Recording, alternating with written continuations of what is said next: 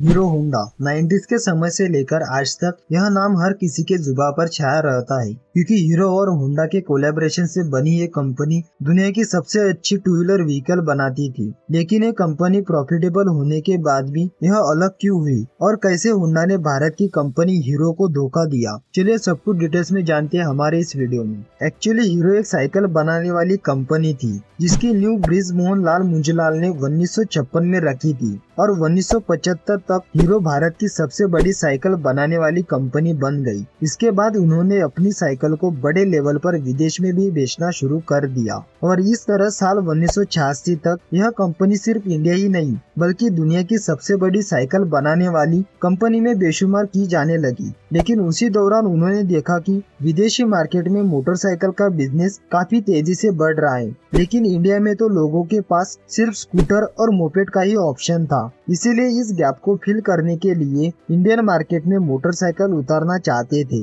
लेकिन उस समय हीरो के साथ एक परेशानी थी कि उनके पास इंजन बनाने की टेक्नोलॉजी नहीं थी, जिसके कारण उनके लिए मोटरसाइकिल बनाना मुमकिन नहीं था। हीरो ने अपनी इस प्लान को सच में बदलने के लिए किसी विदेशी कंपनी के साथ कोलैबोरेशन करने के बारे में सोचा। अब उस समय भारत में लिबरलाइजेशन भले ही नहीं आया था, लेकिन उस समय गवर्नमेंट इंडियन कंपनीज को ये मौका दे रही थी अगर वो चाहे किसी भी विदेशी कंपनी के साथ टाई अप करके इंडिया में अपना बिजनेस एक्सपांड कर सकते हैं। इसीलिए ब्रिज मोहन लाल ने हीरो के थ्रू दुनिया की सबसे पहली बड़ी मोटरसाइकिल बनाने वाली जापानीज कंपनी होंडा के पास अपना एक प्रपोजल भेजा और उस समय कोई भी विदेशी कंपनी भारत में डायरेक्ट अपना बिजनेस स्टार्ट नहीं कर सकती थी। ऐसे में इस प्रपोजल के जरिए होंडा को इंडियन मार्केट में प्रवेश करने का एक अच्छा मौका मिल गया था, जिसे होंडा खुद भी गंवाना नहीं चाहती थी। अब दोनों कंपनीज ने 1984 में एक दूसरे के साथ हाथ मिला लिया।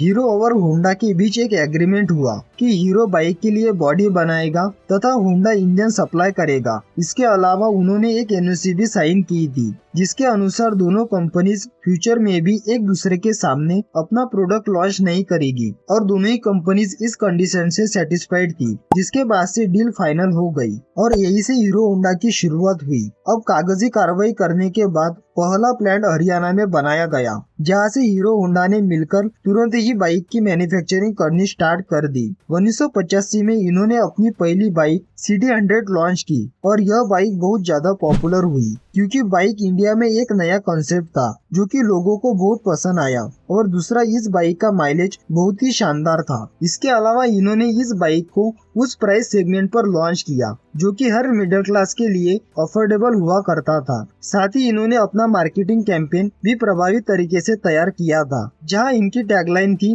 फील इट, शट इट और फॉरगेट इट, पेट्रोल भरो और भूल जाओ। इस टैगलाइन का भी लोगों पर काफी असर हुआ और जनता इस बाइक की दीवानी हो गई, क्योंकि उन्हें स्कूटर वाला माइलेज इस बाइक में मिल रहा था। सब कुछ अच्छा चल रहा था, लेकिन अचानक जापानीज करेंसी में उछाल आ गया, जिसकी वजह से जितने भी स्क्वायर पार्ट जापान से आते थे वो काफी महंगे होने लगे और हीरो होंडा को अपनी बाइक अफोर्डेबल बनाने में काफी दिक्कत आने लगी। और दूसरा प्रॉब्लम ये भी था कि हीरो होंडा की कई सारे कॉम्पिटिटर इंडियन मार्केट में आ चुके थे, जैसे कि सुजुकी, यामाहा, बजाज और टीवीएस। लेकिन ये सारे ब्रांड्स शहरी इलाकों के रहने वाले टीयर 1 सिटीज के कस्टमर पर ही फोकस कर रहे थे। लेकिन वही हीरो होंडा को देखा जाए तो उनका मेन फोकस टीयर 2 या टीयर 3 रहने वाले लोगों पर था, जो कि एक अफोर्डेबल सॉल्यूशन चाहते थे। और यही वजह थी हीरो होंडा की बाइक सिर्फ शहरों में नहीं बल्कि पूरे भारत में सबसे ज्यादा बिकती थी। और ये सब देखते हुए कंपनी अपना बाइक का प्राइस नहीं बढ़ाना चाहती थी,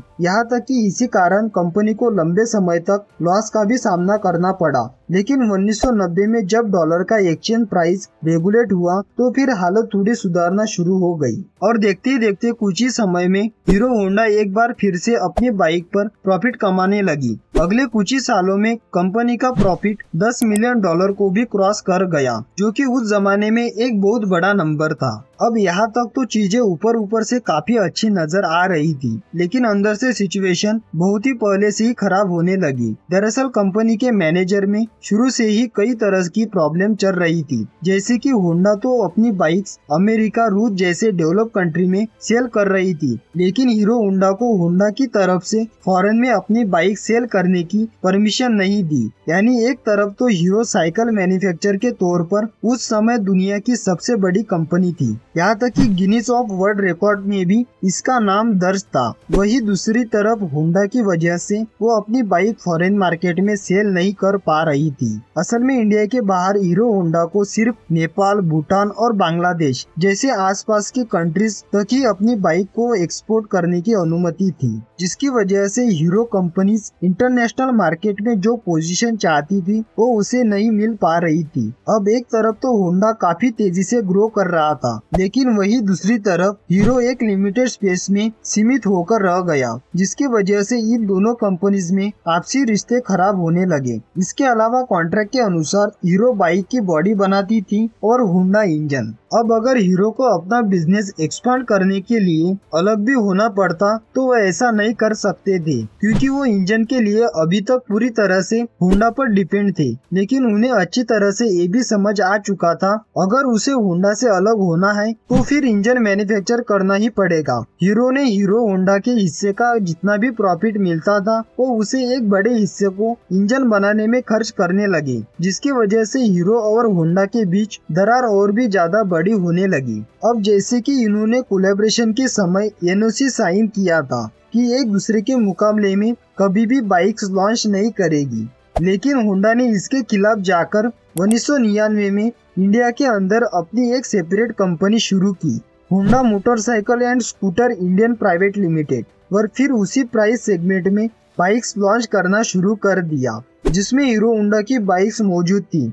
इस तरह अगर देखा जाए तो इंडियन मार्केट के अंदर होंडा ने अपनी बाइक्स को हीरो होंडा के सामने लाकर खड़ा कर दिया, जिसकी वजह से हीरो होंडा के कस्टमर डिवाइड होने लगे। और इसके कुछ सालों बाद होंडा ने एक्टिवा को लॉन्च करके स्कूटर सेगमेंट में भी प्रवेश कर लिया।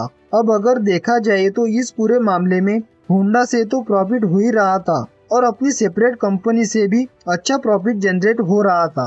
इन्हीं सभी प्रॉब्लम से परेशान होकर हीरो ने होंडा से अलग होने का फैसला कर लिया और फिर 2010 में जाकर दोनों ही कंपनीज के 26% शेयर थे, जिसमें से होंडा ने अपने 26% शेयर हीरो को ही बेचने का फैसला किया। और हीरो कंपनी के प्रमोटर ब्रिज मोहन लाल ने 1.2 अरब डॉलर में शेयर खरीदकर अपनी नई कंपनी हीरो मोटोकॉर्प के नाम से शुरू की।